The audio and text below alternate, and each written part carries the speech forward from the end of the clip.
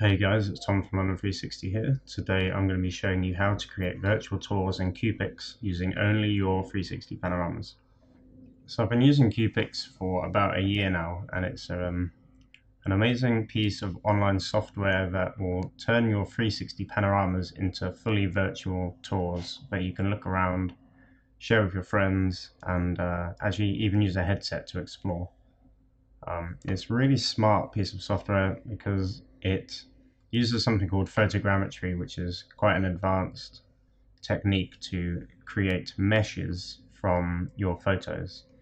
So essentially, photogrammetry will take a sequence of images, compare all of the different features or points in the image, and then it can figure out distances between those points and actually create a mesh. We use this a lot in VFX, which is my main professional career as a VFX artist. So we use that a lot to scan sets and to then recreate where the plates were shot, so that then we can mask our CG characters with the set itself or recreate assets from the set.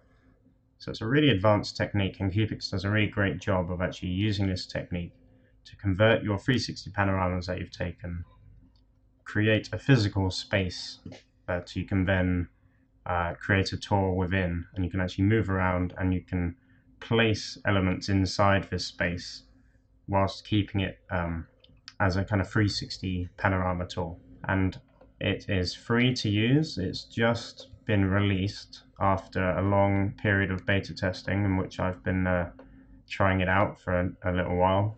Sign up and it will give you free forever use. Obviously it has limitations, and then you have different packages that you can buy monthly.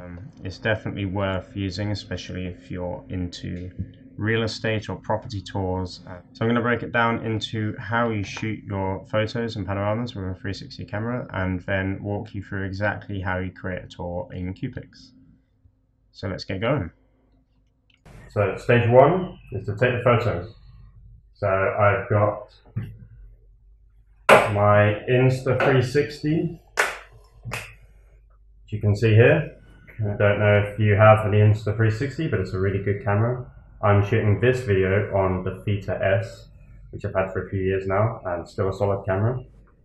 Because Cupix uses photogrammetry as part of its software, which means it takes all the individual photos that we are going to shoot, and then it uses some algorithms to figure out the distance between the features of each photo. So in order to use Cupix and to do a virtual tour, you need to take panoramas of fairly equal intervals throughout the space that you're going to be turning into a tour. So the more photos you take, the better quality your photogrammetry is going to be, and the better quality the tour is going to be, and also the better approximation Cupix will have of actually creating a floor plan and laying out your photos in the way that you shot it.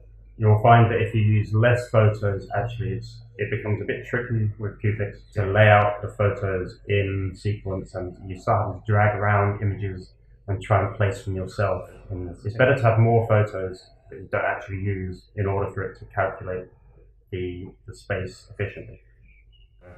But I'm just going to leave it on standard settings, JPEG shooting, not RAW, and just quickly go through the apartment and take some photos, leaving it all on auto, and essentially just get out of the way of the shot and take it. So I'm going to hide over here.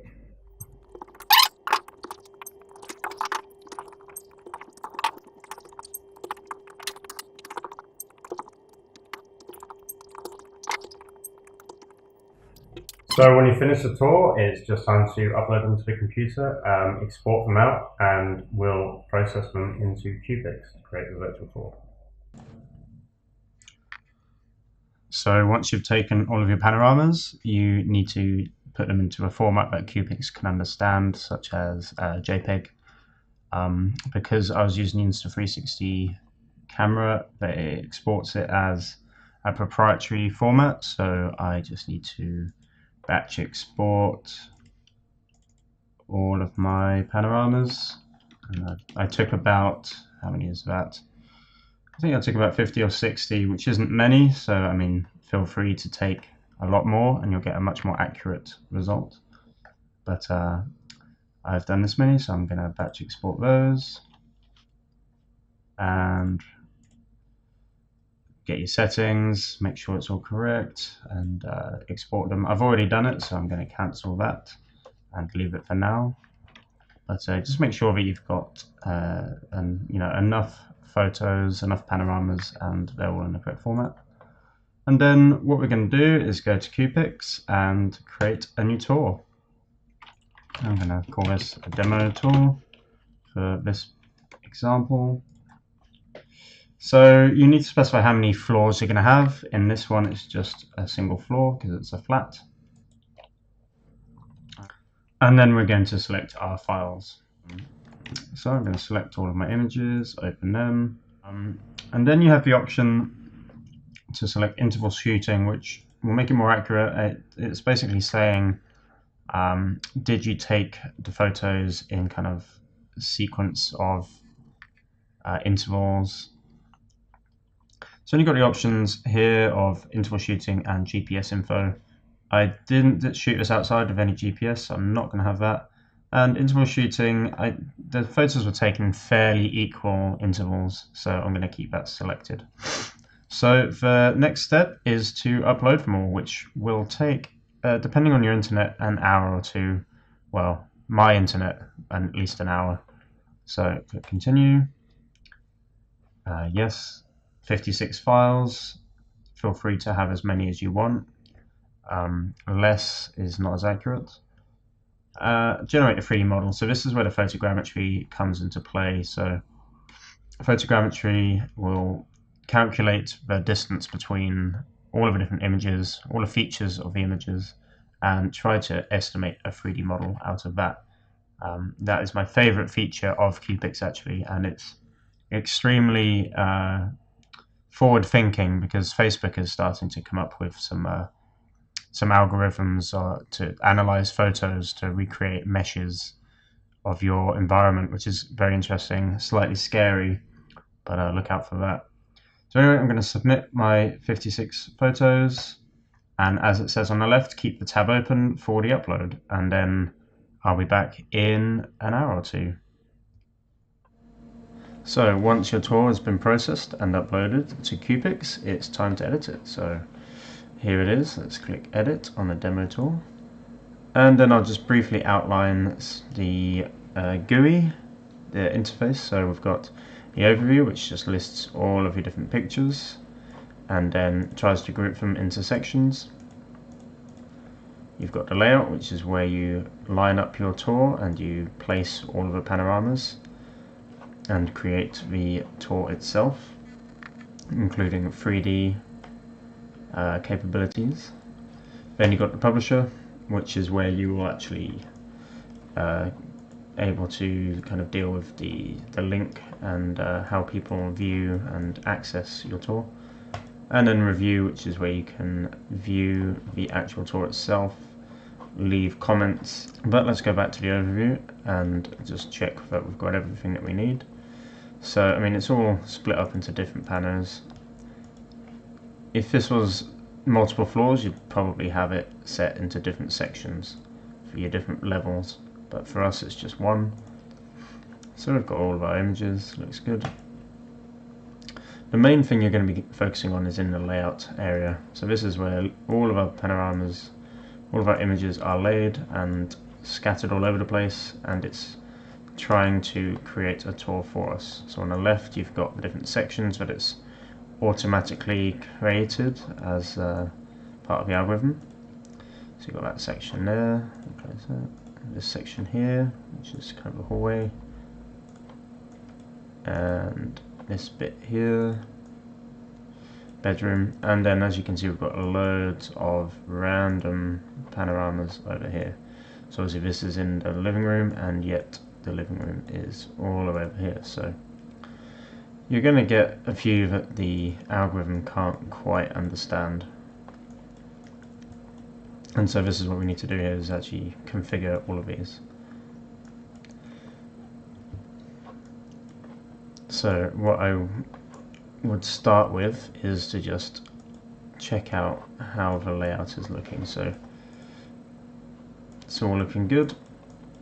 We've got some basic connections going on, and the first thing you need to know is when you are clicking on a panorama like this one, you can then visualize where you're able to move by right clicking and connecting or disconnecting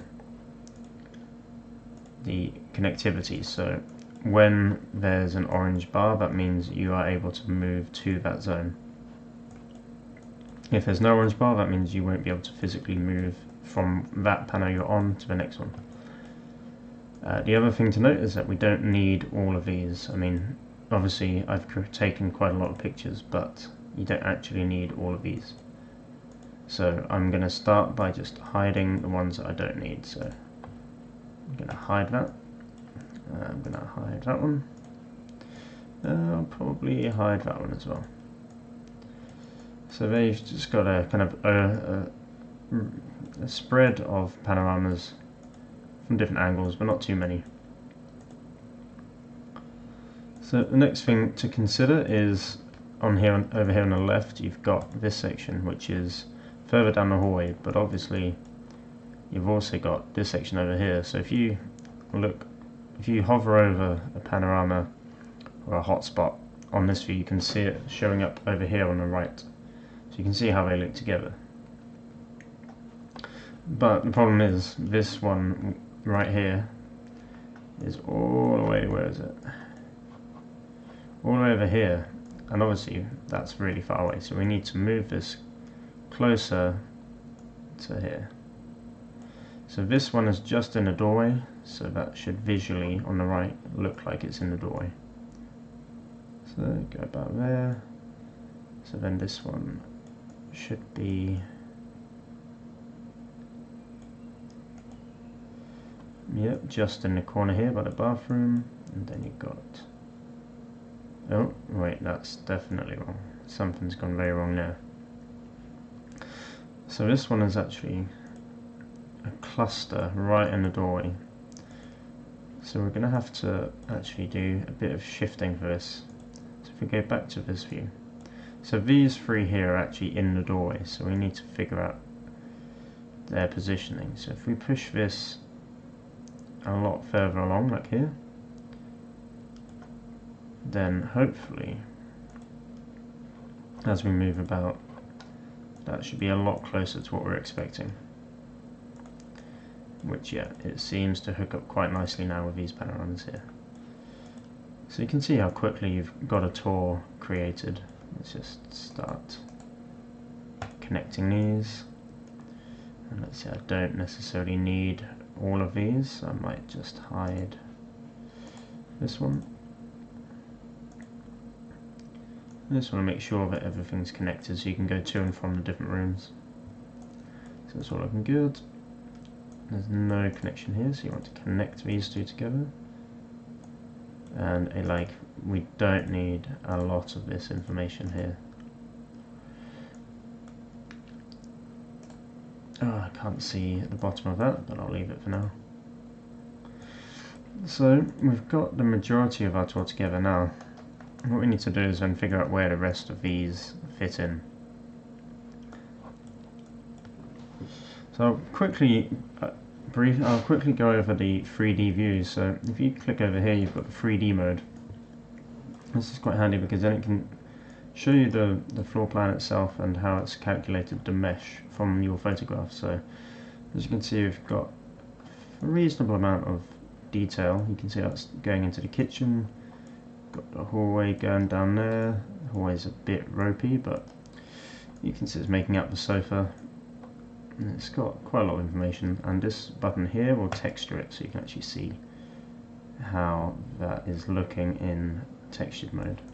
So the projection's pretty good. It's even figured out the mirror quite nicely.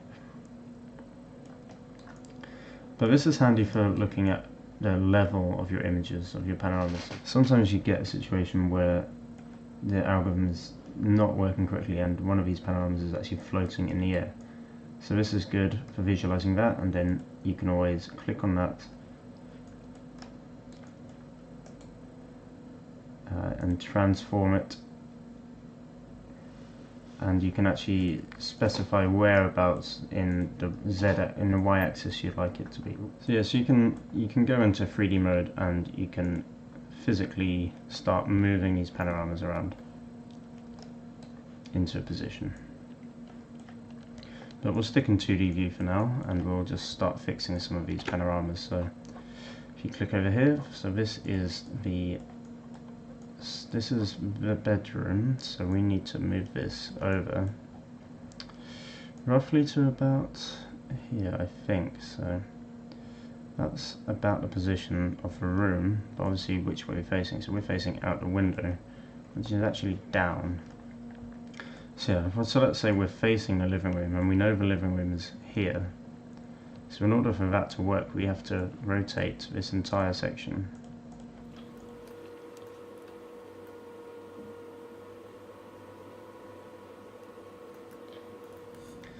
And then we're going to have to shift it into place. So we know that this cluster of 3 is in the doorway, so we're just going to shift that to there, and that's possibly about right. So let's just connect these together, and hopefully, yeah, so then we can travel back and forth between these two. And then you can see I've got a few different panoramas over here, all looking pretty good.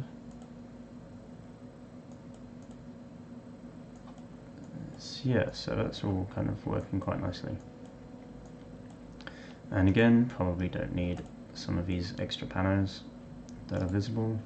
Might hide this one.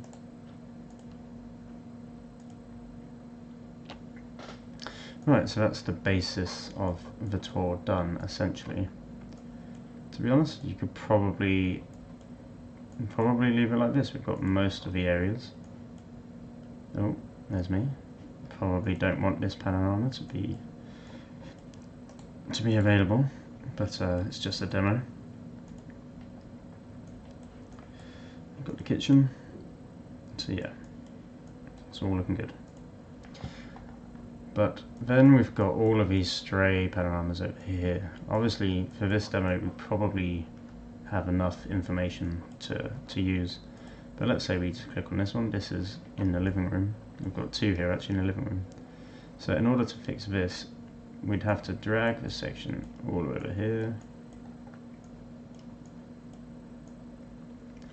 And then I know that the kitchen is facing that way, and I'm currently facing out the window, which is opposite direction of the kitchen. So I think I would have to rotate it this way. And then yeah, that looks alright. This way is the kitchen. And that's where the kitchen panoramas are. You can see the scale is way off on this, so you probably want to scale this down and start positioning it. So this one is over here. It's still a bit off, but it's counts right. You can Control Z all of these. You can start editing the tour pretty quickly and positioning these into place. Let's go back into the 3D mode and just have a look.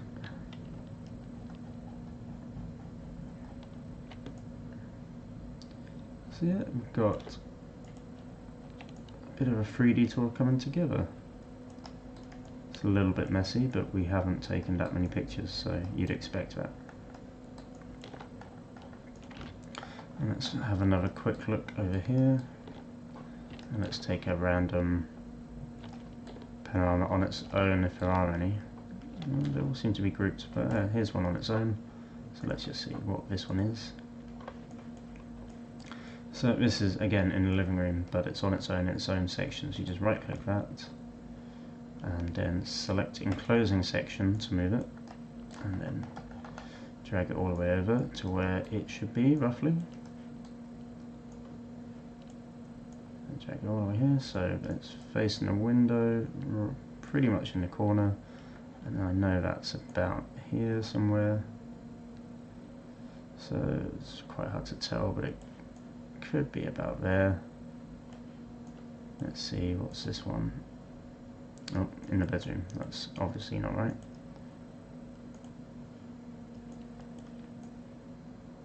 But the bedroom is there, so it's not too bad. This one's a bit further down, so it's probably just a little bit close there, but I mean, at the end of the day, you probably don't even need that panorama, so it might be worth hiding it. So that's the basics of the 2D tour setup done. You can essentially finish with that if you wish, but there's a few extra options that Cupix is really handy for. So this 3D mode for one is really pretty cool.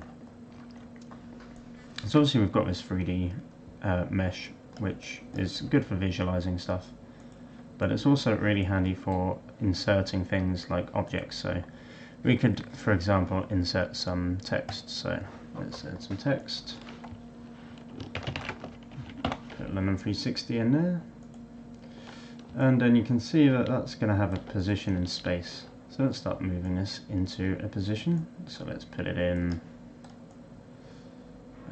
the living room. Let's go down here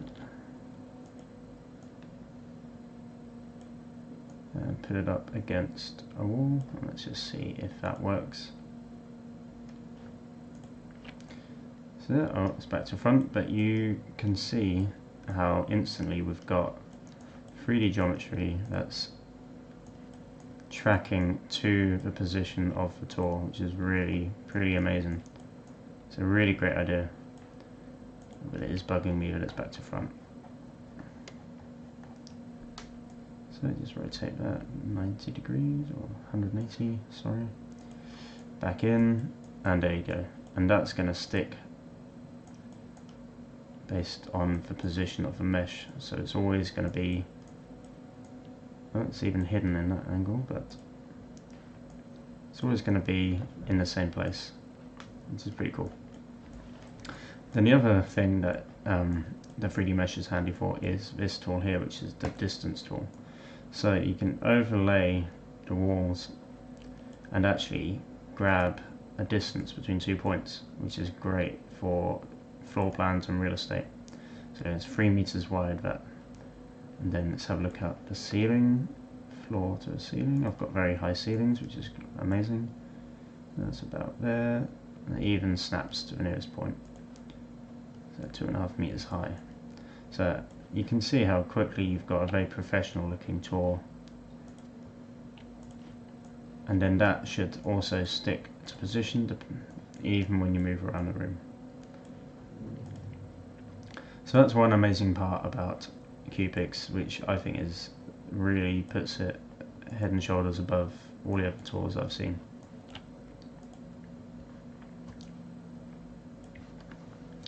So a few other things you can do. For example, you can do some color correction to your images. You can change the contrast, hue, saturation, all the standard controls, and then you can apply this across all of the panoramas, which is pretty handy. But obviously most people will already have color corrected before exporting or uploading. So I've washed it out a bit now, but you get the idea.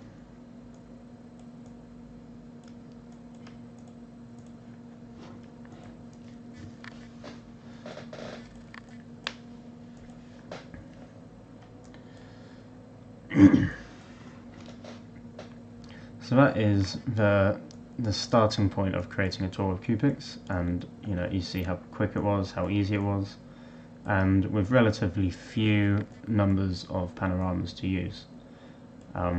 So when you're happy with the tour, you can go ahead and you can look at publishing it. So you move over to the publish.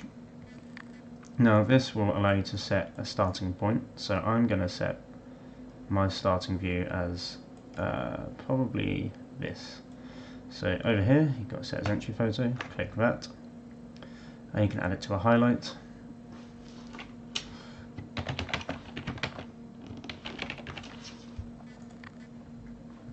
So then you've got certain highlights that you can look at when you're going throughout the tour. you can set a cover image, which you can just capture the screen, for example. I'll probably use something else. And then one cool thing you can do is actually animate the camera, so we could have a fly through essentially. So if we add this current viewport to frame 1, duration 1 second, you can change some of these settings, ease in and ease out. So let's ease out, set that as frame 1, and then let's say you want to rotate over here, add another frame, and ease in. And then let's say we go over here, add another frame, ease in and out, and then play it back, and you can see how you can then create a little fly through of your space, which is really cool.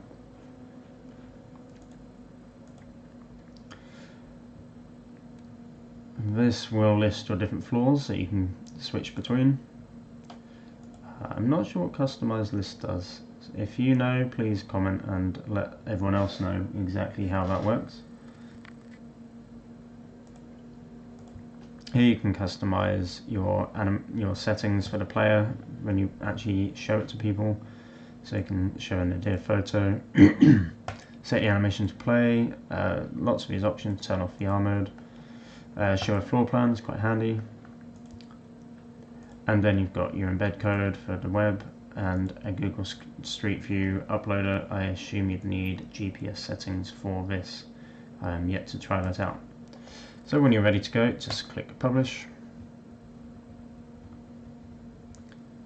And then when that's finished, you will get this link here, which you can share with people and will be available to view. So it's really simple.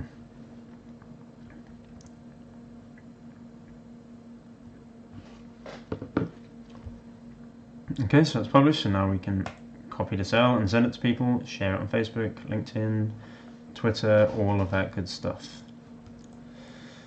And then you have the final mode, which is review. So this would be most used for when you're showing a client or your estate agent or your viewer, and they want to actually add comments or review the tour that you've given them. So let's say they want to, and you can, this is actually how you would view the tour itself. So you've got the camera animation, which will play, there you go, and then you've got the starting panorama highlight, which will take you back to here. So then you can leave comments like, put the picture frame here,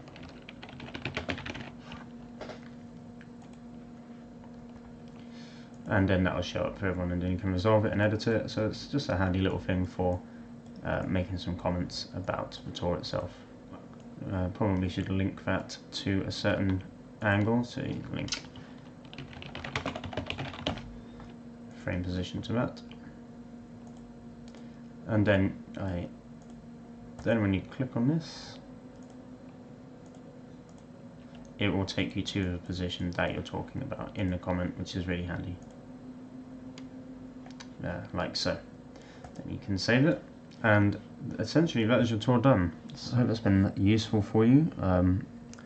Like I said, I think it's really pretty nifty software. I would definitely encourage everyone to use it and to practice and to make some tours, and yeah, I hope that's been valuable to you.